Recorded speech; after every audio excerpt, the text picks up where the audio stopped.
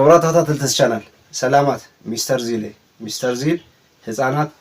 ዝሓሸ ዓቅሚ እንግሊዝኛን ሒሳብን ክህልዎም ዓሊሞም ብዙሕ ፃዕርታት እንዳገበሩ ይርከቡ ካብዚኣቶም ፃዕርታቶም ትምህርታዊ ቪድዮታት ምድላው ሓገዝቲ መፅሓፍቲ ብምድላው ስለዚ ዚና ኩሉ ክባፃሕ ህፃናት ክጥቀምሎም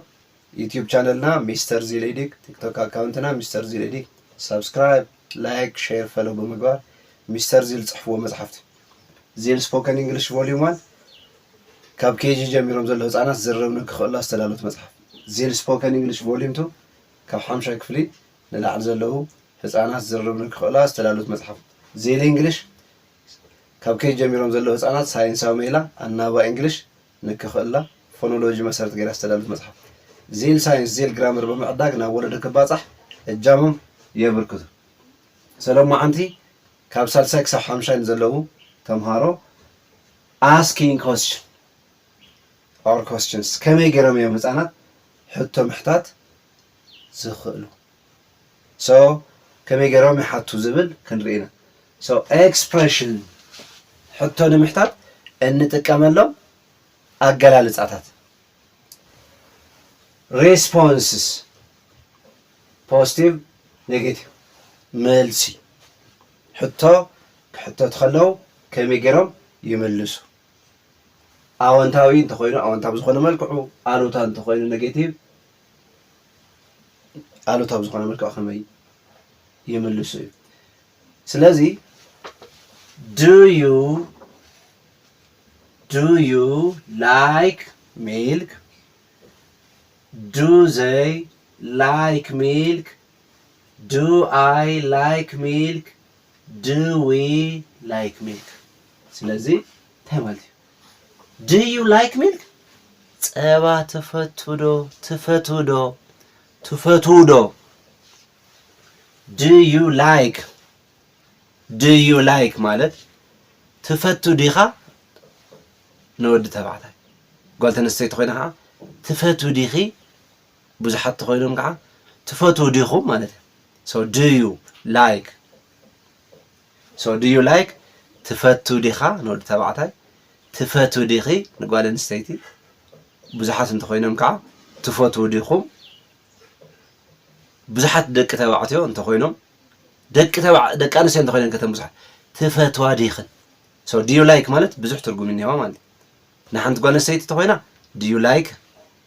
ንሓደ ወዲ ተባዕታይ እንተኮይነ እውን do you like ኢልና ንሓቱ ተን ደቂ ኣንስትዮ ብዙሓት እንተኮይነን እውን do you like ኢልና ንሓቱ ተም ደቂ ተባዕትዮ ብዙሓት እንተኮይኖም እውን do you like ኢልና ንሓቱ ደቂ ተባዕትዮን ደቂ ኣንስትዮን ብሓባር እንተኮይኖም እውን do you like ኢልና ንሓቱ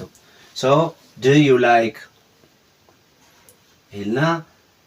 ትክን ሓቶም ዝደለና ጸባ እንተኮይኑ ጸባ ቸኮሌት እንተኮይኑ ቸኮሌት ካልእ እንተኮይኑ ካልእ so do you like do they like ይፈትውዶ ያው ንሳቶም ይፈትውዶ ይፈትዋዶ ወይ ከዓ so ይፈትውዶ ይኾኑ or ይፈትውዶ ጸባ ዶ ይፈቱ ንመን ንሳቶም ንመን እዮም ንሳቶም do I like milk ጸባ ይፈቱ ደ do I like candy ከረሜላ ይፈቱ ደ so do we like ይፈቱ ዲና do we like milk ስለዚህ ዚን ምስበልና ኣብ መወዳእታ እዚኣ ብሕቶ ምልክት ተጽኦ ማለት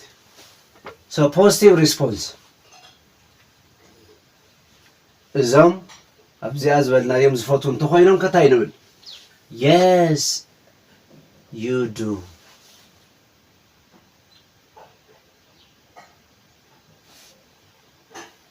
yes I do yes they do yes we do ኢልና ንመለስ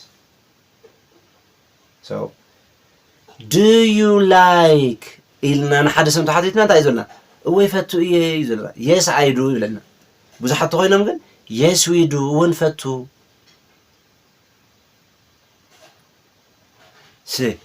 do you like candy ኢልና ንሓደ ሰብ ተሓቲትና ያ ወይ ፈቱ እየ ክለና እንተኮይኑስ yes I do ይዘልና yes I do ይብለና do we like كيلوم تحتيتنا تحتيتهم نتا أنا إلنا نملسلو واتفتو yes you do ኢልና እንመልሳለን። okay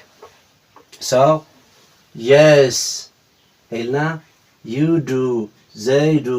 I do we do ኢልና አዎንታዊ ዝኾነ ምላሽ ንህብ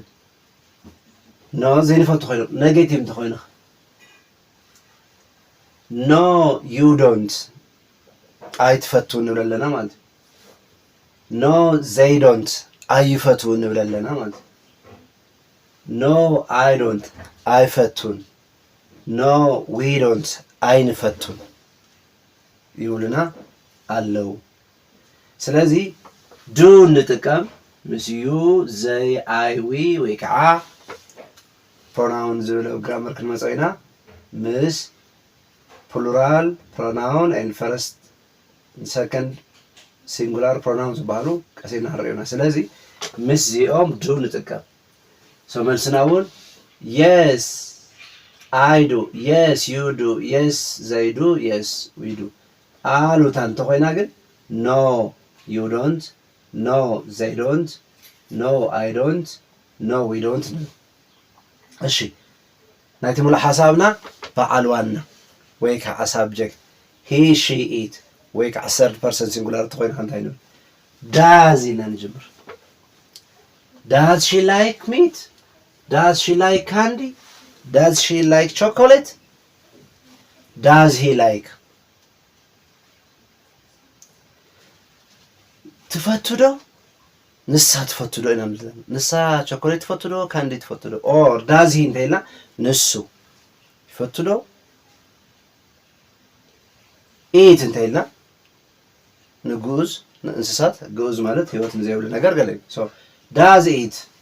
ላይክ ሚልክ ዝድሙ እንተኮይናስ ዳዝ ሂ ሼ ንብል ዳዝ ኢት ላይክ ሚልክ ዳዝ ኢት ላይክ ሚት ንብል። ኦኬ ሶ ፖዚቲቭ ሪስፖንስ ፖዚቲቭ ሪስፖንስ እንታይ ኢልና ኢና ዝፈቱ እንተኮይኑ ኦቶም ኣብዚኣ ዘለው ተሓተቱ ዝፈቱ እንተኮይኖም እንታይ ኢልና ንብል የስ ሂ ዳዝ የስ ሺ ዳዝ የስ ኢት ዳዝ። ትፈቱ እያ ይፈቱ እዩ ንምባል የስ ሂ ዳዝ የስ ሺ ዳዝ የስ ኢት ዳዝ። ዘይፈቱ ወይ ዘይትፈቱ እንተኮይኖም ኖ ሂ ዳዝንት ኖ ሺ ዳዝንት ኖ ኢት ዳዝንት ኢልና ንመልስ።